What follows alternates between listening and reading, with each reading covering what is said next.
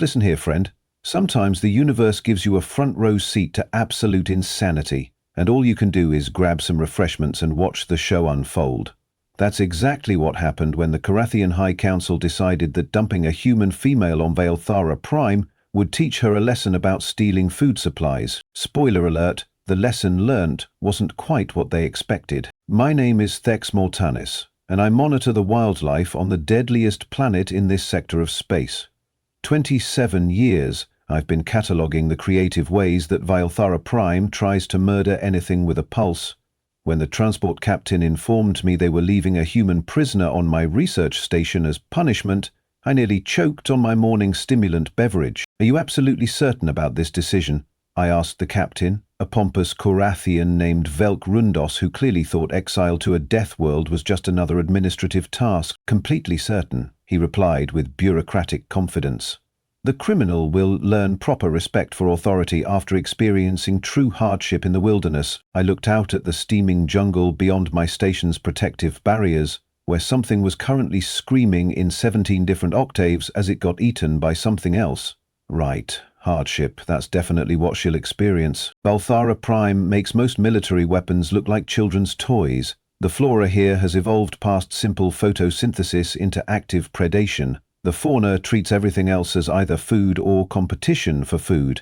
Even the weather actively tries to kill you, with acid rain that can strip flesh from bone and atmospheric pressure changes that pop eardrums for fun, and they wanted to leave one lone human out there as punishment. Well, this was going to be entertaining. The prisoner's name was Luna Blackthorn, according to her file.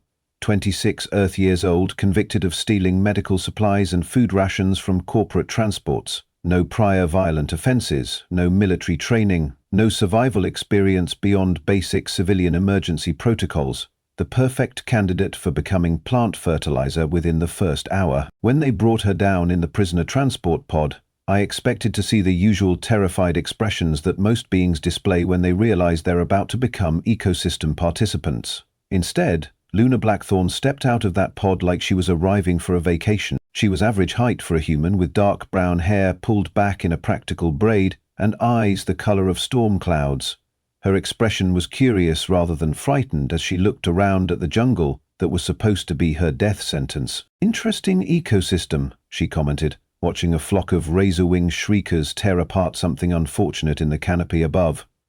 "Very aggressive plant life, predatory fauna, high humidity levels. This place has some seriously active evolutionary pressures." Captain Rundos frowned at her casual tone. "This is not a research expedition, prisoner.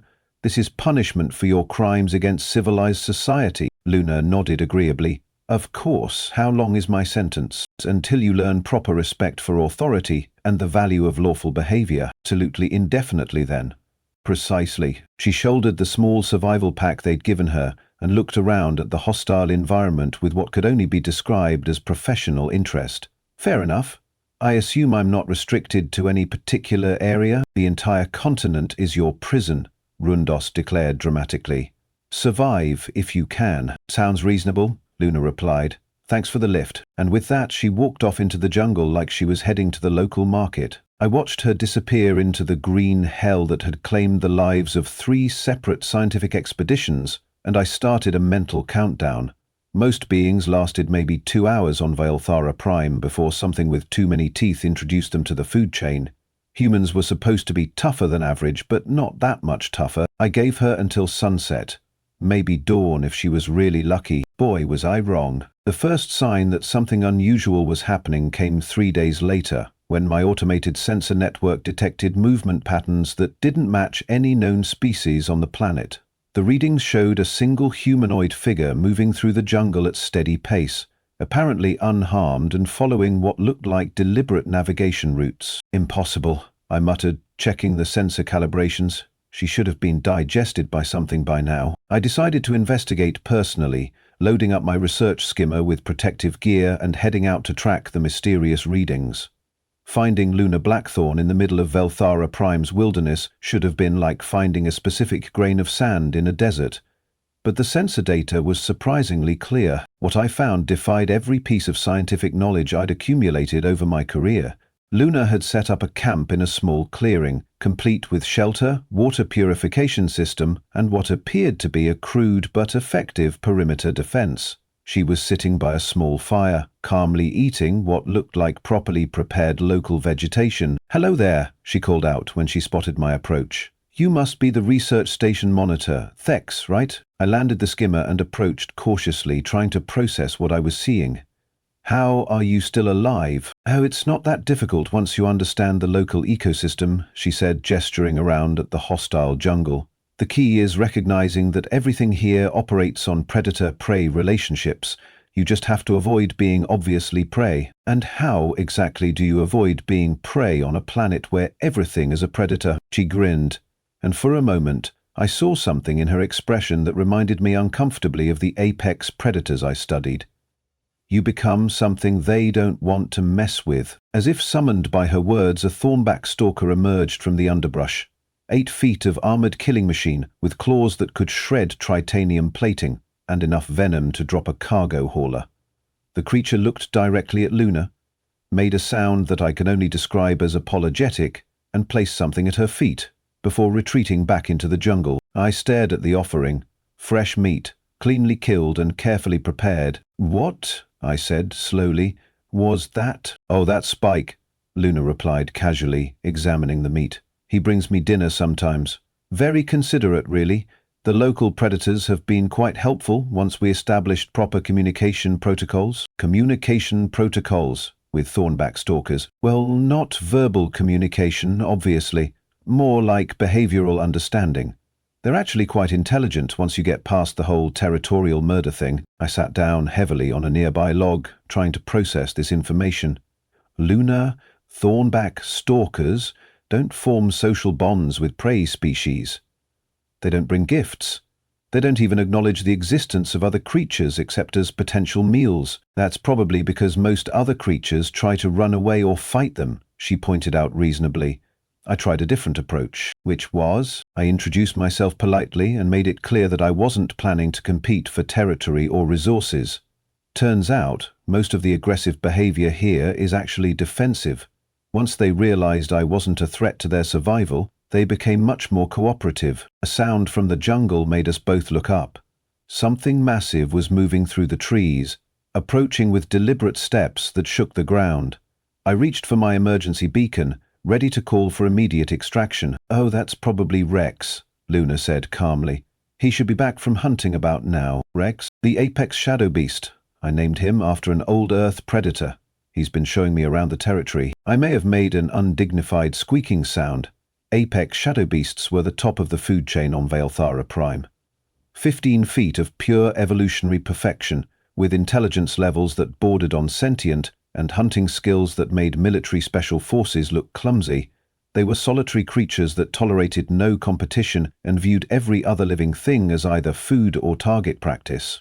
The massive creature that emerged from the jungle was indeed an apex shadow beast, but it was behaving in ways that violated everything I knew about xenobiology. Instead of immediately attacking or establishing territorial dominance, it approached Luna with what could only be described as affection. The enormous predator lowered its head and made a rumbling sound that I'd only heard during mating season. Luna reached up and scratched behind what might have been its ears, and the creature's tail actually wagged. "Good hunting today?" she asked it conversationally. "Did you find those venom spine crawlers that were bothering the Spike family?" Rex made another rumbling sound and dropped something at her feet. 3 venom spine crawler carapaces, each one representing a creature that could have killed a dozen trained soldiers. "Excellent work," Luna praised, and I swear the 15-foot murder machine looked pleased with itself. I stared at this impossible scene for several long moments before my scientific mind finally processed what I was witnessing. "Luna, do you realize what you've done? Made some new friends? You've domesticated the apex predator of the deadliest ecosystem in known space." She considered this. "Domesticated is probably the wrong word. We have more of a mutual understanding. I don't threaten their territory, they don't eat me, and we all benefit from shared information about resources and threats." "Shared information?" "Oh yes. Rex here has been teaching me about the local geography and seasonal patterns. The thornback stalkers have shown me which plants are safe to eat and which water sources to avoid.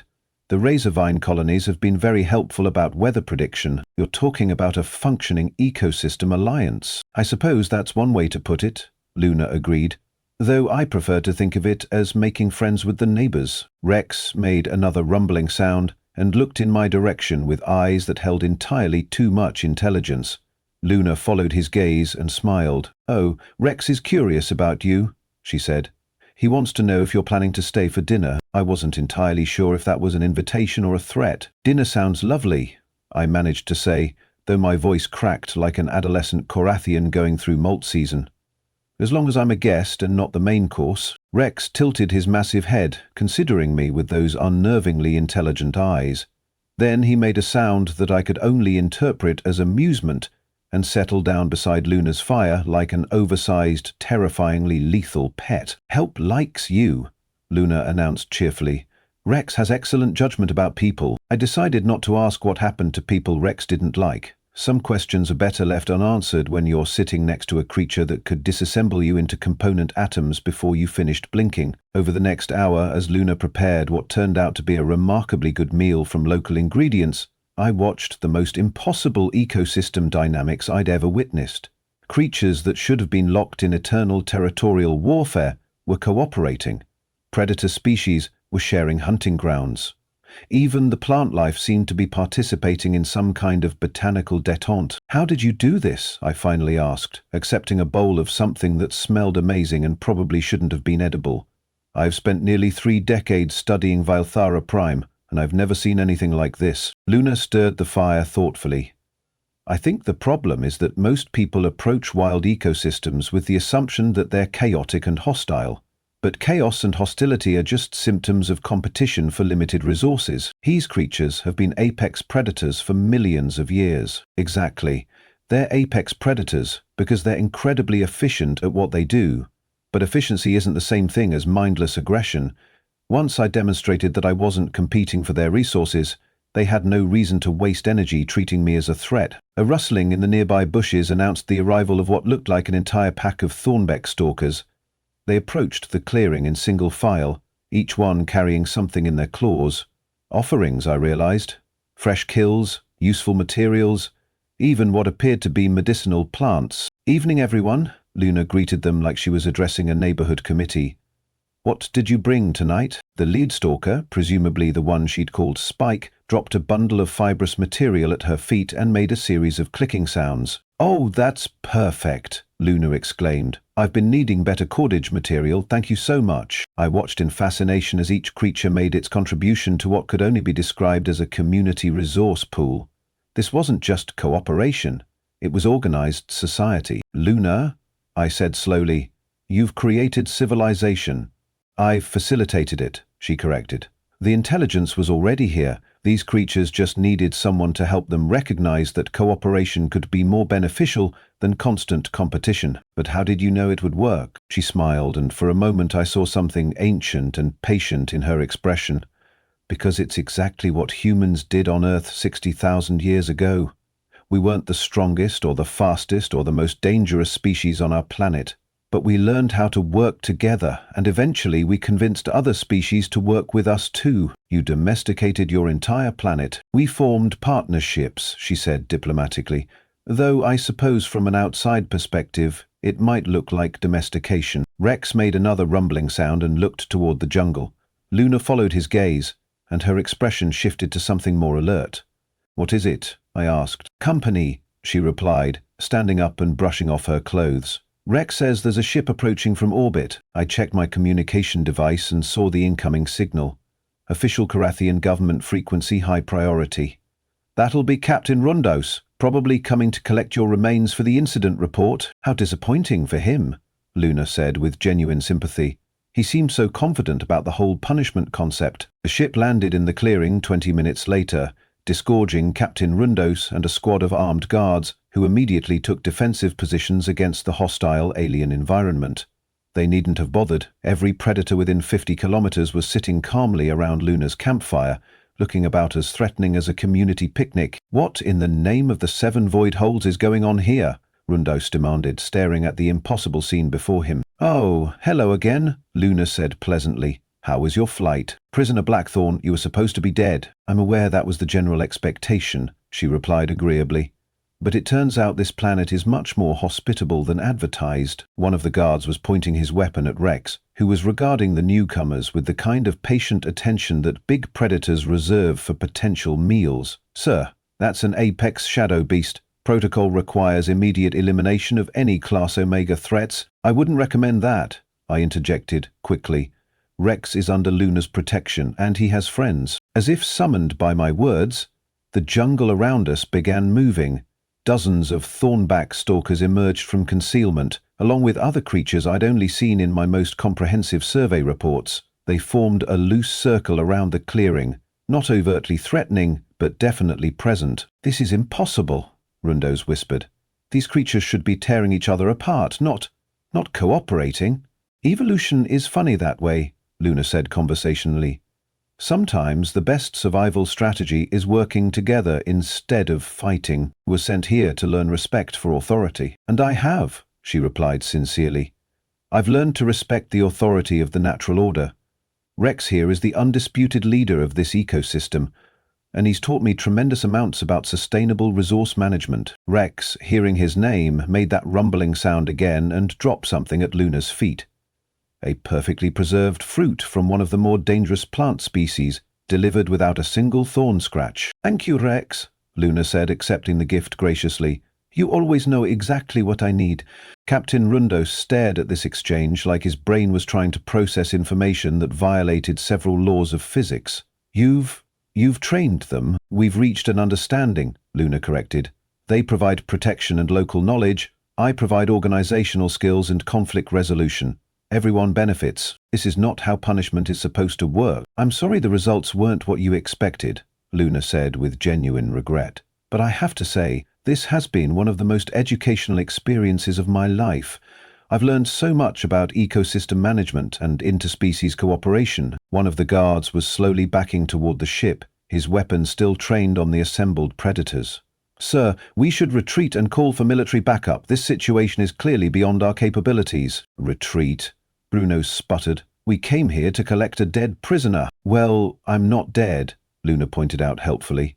And technically you never specified a time limit for the punishment, so I'm perfectly willing to continue serving my sentence here on Valthara Prime, but you're not suffering. I'm learning valuable life skills and building meaningful relationships with the local community, she replied. Isn't that what rehabilitation is supposed to accomplish? I had to admire her logic. From a certain perspective, Luna had accomplished exactly what the justice system claimed to want. She'd learnt to respect authority, work within established social structures, and contribute positively to her community. The fact that her community happened to consist of the deadliest predators in known space was just a minor detail. This is unacceptable, Rundos declared.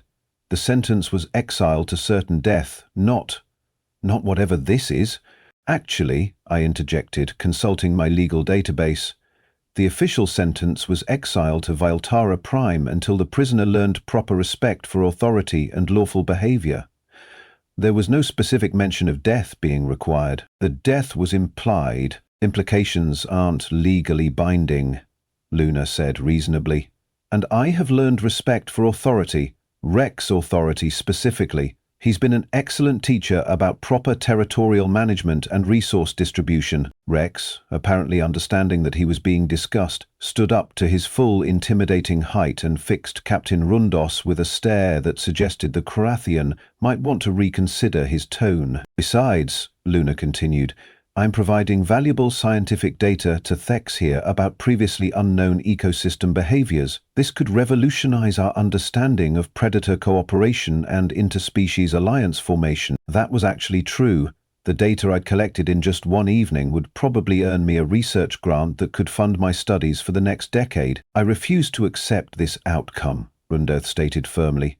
The prisoner will return with us immediately for proper incarceration in a standard detention facility. The jungle around us went very, very quiet. Every predator in the clearing turned to look at the captain with expressions that suggested he'd just made a serious tactical error. I appreciate the offer, Luna said carefully, but I think I'll decline. I've grown quite attached to this place, and it seems like my friends would prefer I stay. To emphasize her point, Rex took a single step forward. The ground shook. "Your friends," Rundos said weakly, "are man-eating monsters. They're highly evolved apex predators with complex social structures and sophisticated problem-solving abilities," Luna corrected. "And they've been very welcoming to a refugee who needed sanctuary. You stole food supplies to feed starving colonists who couldn't afford medical aid," she replied calmly. "The same reason I'd do it again if necessary. Some things are more important than property rights." Rex made another rumbling sound, and suddenly every predator in the clearing was moving closer. Not attacking, just repositioning themselves, like they were making a statement about where their loyalties lay. "I think," I said diplomatically, "that this conversation might be more productive if conducted from the safety of my research station." With the blast shields activated, Captain Rundos looked around at the assembled creatures that could reduce his entire squad to biological paste in about 30 seconds, and apparently decided that discretion was the better part of not becoming ecosystem fertilizer. "This isn't over," he announced, backing toward his ship. "Of course not," Luna agreed pleasantly. "Feel free to come back anytime. Rex enjoys meeting new people." Rex showed his teeth in what might have been a smile. The effect was absolutely terrifying. The Carathian ship lifted off in considerably more haste than it had landed, leaving behind a very confused official report and one very satisfied ecosystem alliance. "So," I asked Luna as we watched the ship disappear into orbit, "what happens now?" "Now I continue learning about sustainable community management from the galaxy's most effective predator society," she said, settling back down beside the fire. "And maybe I write a few research papers about cooperation theory and resource optimization, and if they send more ships." Luna looked around at her circle of deadly friends and smiled. "I think Rex and the others can handle any visitors who come here with hostile intentions. This is their territory, after all." The real fun started about 2 weeks after Captain Rundos's hasty retreat. Word had spread through bureaucratic channels about the situation on Valthara Prime, and suddenly every xenobiologist, military strategist, and government official in 3 sectors wanted to see the impossible ecosystem alliance for themselves. The first wave of visitors arrived in a massive research vessel from the Galactic Scientific Consortium. 12 of the most respected ecological specialists in known space, all armed with sensors, recording equipment, and the absolute certainty that Luna's taming of the apex predators had to be some kind of elaborate hoax. I watched from my observation deck as their shuttle landed in Luna's clearing, disgorging a parade of academics who immediately began setting up monitoring equipment and taking atmospheric readings. Luna greeted them with her usual cheerful hospitality, offering refreshments and introducing them to her various friends. The lead researcher, a particularly pompous Altarian named Dr. Vex Coralis, dismissed her explanations with academic condescension. "Madam, what you describe violates fundamental principles of predator behavior and territorial competition theory. These creatures cannot possibly be engaging in cooperative social structures."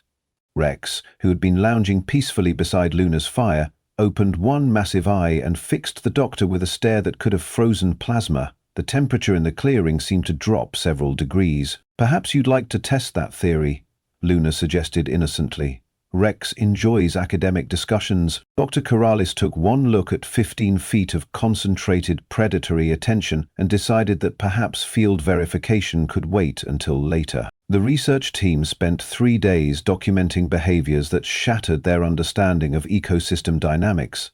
Predator species were not only cooperating but actively coordinating hunting strategies, sharing territorial boundaries, and engaging in what could only be described as cultural exchange.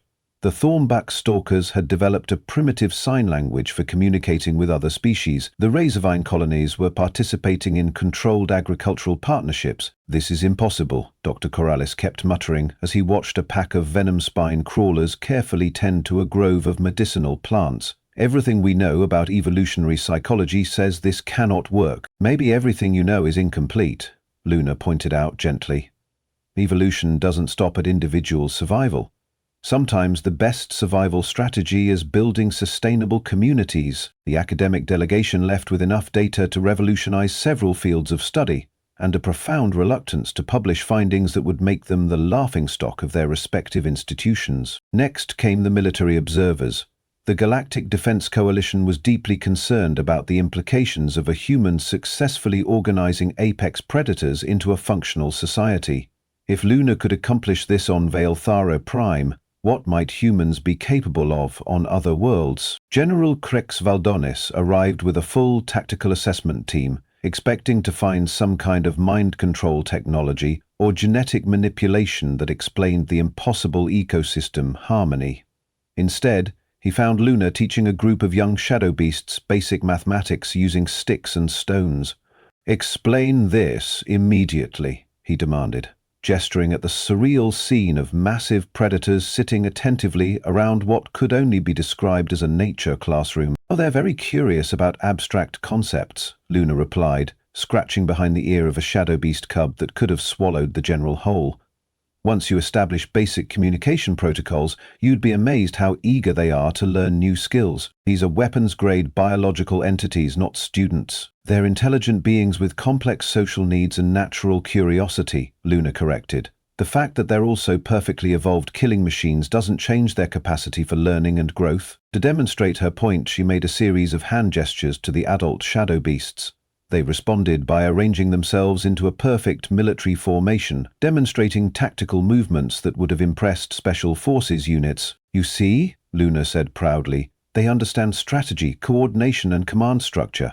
They just needed someone to help them apply those instincts in new ways." General Valdonis stared at the impromptu military demonstration, calculating exactly how terrifying an army of organized shadow beasts would be in actual combat.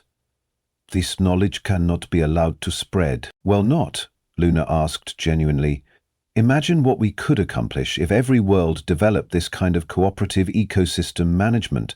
No more resource wars, no more environmental destruction, no more treating nature as something to be conquered instead of partnered with." The general left with classified reports that probably gave several Admiralty boards nightmares for weeks. The most entertaining visitors, however, were the lawyers. The Galactic Legal Authority had decided that Luna's situation created unprecedented juridical complications that required immediate resolution. How do you prosecute someone for theft when they've accidentally founded the first interspecies democracy on a death world? Advocate Trent Mollusk, a bureaucrat so dedicated to legal procedure that he probably had regulations tattooed on his internal organs, arrived with a briefcase full of injunctions and cease and desist orders. "Ackthorn," he announced formally, "you are hereby ordered to discontinue all unauthorized diplomatic activities with non-sentient alien species and report for immediate incarceration pending resolution of your legal status." Rex looked up from the legal documents he'd been curiously examining and made a sound that could charitably be described as amused contempt. Then he ate the briefcase. "I'm afraid Rex doesn't recognize your legal authority," Luna explained apologetically. "This is his territory and he makes the laws here. Alien animals cannot supersede galactic legal jurisdiction." "Actually," I interjected, consulting my xenobiology database, "recent intelligence assessments classify apex shadow beasts as potentially sentient beings, which means Rex might have legitimate territorial sovereignty claims under the Autonomous Species Recognition Act." Advocate Mollusk's expression suggested he was experiencing the legal equivalent of acute indigestion. That would require formal recognition proceedings and diplomatic negotiations, and "I'm sure Rex would be happy to discuss the matter," Luna said cheerfully. "He's very interested in legal frameworks and conflict resolution." Rex, hearing his name, approached the advocate with the kind of attention usually reserved for particularly interesting snacks. The lawyer left so quickly he forgot his remaining legal documents, which Rex later used as nesting material. 6 months later, I submitted the most groundbreaking ecological research of my career, documenting the first known case of voluntary interspecies civilization on a Class Omega death world. Luna's techniques for ecosystem integration became required study material for xenobiologists across 3 sectors. The Carathian High Council quietly dropped all charges against Luna Blackthorn and declared Valthara Prime off-limits to future penal operations. Officially, this was due to unexpected environmental complications. Unofficially, nobody wanted to explain how their perfect punishment had resulted in humanity's first successful colonization of an apex predator planet. Luna still lives on Viltara Prime, serving as an unofficial ambassador between the indigenous species and the small research community that's grown up around her work. She's become something of a legend in xenobiological circles, the human who taught death itself to play nice. And Rex? Rex brings her tribute every morning, just like clockwork. Usually fresh fruit, sometimes interesting geological specimens, occasionally the heads of anyone foolish enough to threaten his favorite human. It's amazing what you can accomplish when you approach a problem with genuine respect, instead of assumptions about how things should work. Though I still maintain that the Korathian High Council's decision to exile her there was the most entertainingly catastrophic failure of criminal justice in recorded galactic history.